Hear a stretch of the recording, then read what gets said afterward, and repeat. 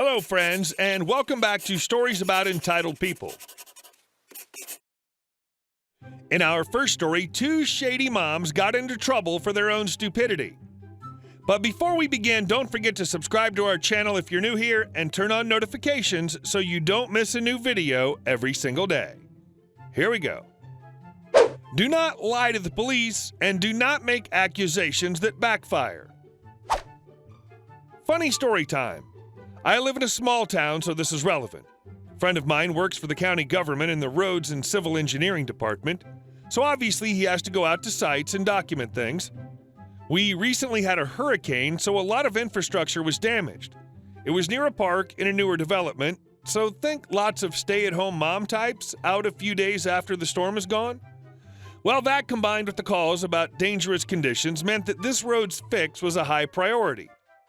Additionally, it was off an intersection, so it had to be fixed to alleviate traffic, which had to be diverted. So this county employee in a full vest, hard hat, with his uniform on and a button-down and work pants and work boots is taking pictures and radioing in things. He clears the crew to start the project, and they get to work. Well, a few minutes later, a county sheriff's deputy shows up and approaches my friend, who he recognizes both personally and as the supervisor. They're making small talk, all the while the deputy's looking around. The deputy sheriff tells my friend that there's been calls about a man taking pictures. Well, there was no immediate emergency, and my friend was headed back towards his truck, so the two of them walked together. The deputy had parked his patrol car next to the other county vehicle. At least then he would know it was safe and/or would be able to handle it if it was damaged. As the duo are walking, a few moms stroll up to the deputy saying, "That's the guy, and how did you find him?" The deputy's confused and asks the ladies a few questions. They stated they'd seen my friend taking pictures of the children. The deputy responds, "Well, ma'am, he's with the county and they're out here fixing the road and collecting debris from the storm." One of the moms responds, "At least they didn't take as long this time," referencing the hurricane the year before. At this point, both my friend and the responding officer try and clear things up. My friend is doing his job, and the moms are just not buying it. They insist by now, saying that my friend has walked up to the children at the park and taken pictures too. At this point, my friend and the deputy are both shocked by what these moms are saying. My friend offers to show his county-issued camera to the deputy, which he accepts. He inspects the photos and dismisses the call, but he doesn't say anything. Instead, the deputy takes the women to their vehicles, parked on the other side of the park, and takes their affidavits. Then he returns to my friend and tells him what's up. The deputy shows the women all the photos on the camera. None of them have any pictures with the kids as the focus. None of them are close at all. My friend fills out his sworn statement and the deputy returns to the vehicle. All the while, the crews keep working. None of this has stopped them from working as the confrontation occurs away from the immediate work site. The deputy returns with a few pieces of paper. Both moms had out-of-date tags. One had a window that was suspiciously dark. When the tinted window mom goes to open her door to roll the window down so the device can be attached to check it, a couple pills fall out. Now in Florida, we take pills seriously. The lady didn't have a prescription. Turns out she was using some of her daughter's pain pills from a soccer injury a few months before. Apparently, the daughter hasn't used them all, and mommy couldn't just drink more wine, so she takes pills too. Pill mom gets hit with filing a false report, expired registration, 2 counts possession of a controlled substance, and a citation for the dark windows. She gets booked. The other mom just gets the false report citation, and the kids all get home safe. And our second story. My family, the quintessential choosing beggars. I go through this every holiday season, and it never ceases to amaze me. All my life, my parents and sister have been awful with money. They generally made a standard salary, both worked, but they weren't rich. This didn't stop my parents from attempting to keep up with the rich members of the neighborhood. It eventually got out that my mom used my dad's credit to build up nearly $100K in credit card debt because of overspending, and he found out when one of my student loans was denied using his credit years ago.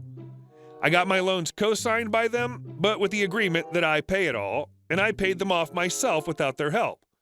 They had to refinance their house in their 50s to get rid of it. It should be mentioned that my dad's almost legally illiterate and never graduated high school, and my mom has some of her own issues and is just generally ignorant, especially financially. This debt wasn't because of the needs of our family. I thought we were generally poor even though we lived in a nice house and had new cars. My mom would refuse to bring me to the doctor for some health issues I had, and unless I was dying or unable to go to school, I wouldn't get an appointment because she didn't want to pay the copays. I thought this was a problem with me, but she was the same way with herself and my father and sister. She apparently would only spend money when it meant getting a new fireplace like the family down the street, or a new car when our rich aunt got a new car, but anything that actually mattered? Good luck. My sister picked up many of their traits and had issues with student loans after school, even though she got a fine job after college. It didn't stop her from making weekend trips to major cities or going to Disneyland. She also went to an expensive school, so her loans were much higher, but that was her choice. For some reason, I was immune to these behaviors, and was always extremely frugal, and outside of the small student loan debt I had from an in-state school, I was good with money and never had major issues. Years into my career, I had a big break and got a tech job out west along with an extremely generous salary. I intentionally hid my salary from my family and pretended it was no big deal, but I then realized that they have access to my student loan balances since they co-signed them. A month after I made the final payment on my student loans, I paid off about $40,000 in 14 months, my parents began mysteriously mentioning specific money issues during nearly every conversation. It was pretty obvious. They were too prideful to admit they were having money issues. They demanded their earlier issues be kept secret, but they wanted help and knew I had the resources. So instead of offering money outright, I simply decided to probe a bit and maybe try to offer advice. Mind you, I've had this conversation with them several times, so I didn't expect any good result, but I have nothing to do over the holidays except deal with conversing with them. Dad: yeah, my teeth implants will cost about $4,000. Wasn't expecting that. Not sure how I'm going to make it. Me: ouch. What about downsizing Mom's car? She just bought a current new car with no down payment and a $26,000 loan. Dad: well, I can't tell her she can't have a new car. Me: why not? Dad: what, so she has to suffer during her commute and running errands? Me: I had a 10-year-old car with an hour commute and it never had any issues the whole time. Dad: yeah, well, you're just starting out in your career, so you haven't been as well off as us. Me: I'm much better off than you. Just make better decisions. Dad: then why don't you own a new car like us? Me: you don't own your car or your house. A bank does, and they'll collect it when you need to retire, any day now, and they'll take it back even if you have nowhere to live. Dad: we're not acting like we're poor. Why would you buy an older car even if you can buy a new one now? Me: because that's the difference between having money and spending it. For a brief moment, my dad stared into the distance, and it seemed like the universe had bestowed upon him ancient wisdom, and he saw the beginning of life and the end. Like Jesus himself had showed him the way, and he finally had all the answers. And then I found out my answer. Dad: well, that's a good point. I was thinking of going to get my teeth fixed at a discount at dentistry school so the extra money can help your sister get a better flight for her trip to Europe. Me: she's going to Europe? Dad: yes, she deserves it. She's been working hard this year. Me: what happened to the student loan collectors from earlier this year? Dad: she can make the payments and this trip is fine. She just complains about the quality of the flight. Me: that's not my point. You and Mom have all these money issues, and she is too. You can't retire with any savings, let alone without any debt, and you're helping her with a trip she doesn't need again. Dad: well, what's it like for her when she sees you going on your trips to Europe? I just ended the conversation out of frustration. This was last year. My sister came back from the trip with expensive gifts for the whole family, like leather bags from Italy and crap. And everyone just accepted them excitedly and talked about how she got them better gifts than me when I went on my trips. The whole family knows she has spending issues. They all have their own financial issues. I just stared in disbelief. I have no idea how I spawned from these people. I feel like Michael Bluth, but luckily I'm not financially connected to them. Thank goodness you're nothing like them in that aspect. And our last story. The contract says it's my property. A friend of mine in a semiconductor manufacturing company was one of the hotshot marketing and application engineers. On his own, he put together a series of seminars to show prospective users and customers the benefits of using a bunch of the company's integrated circuits in their designs. He went on to make a short half-hour video that could be viewed online. The company signed a contract with him that stated they were his property. The company was acquired by a megacorp, and their legal people evidently signed off on his contract as well.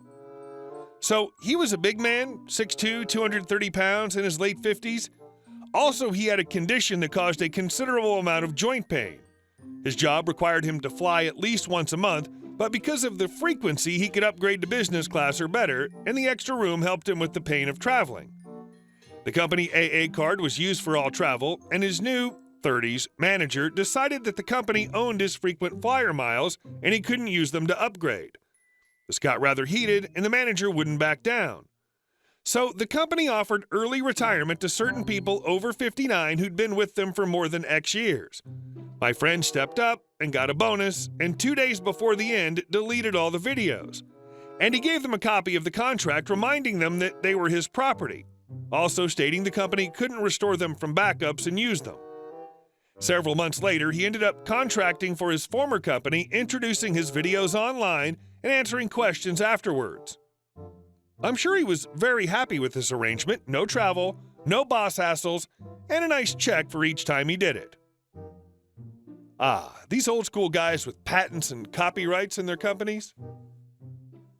Hey guys, thank you for watching the video. I'll see you in the next one.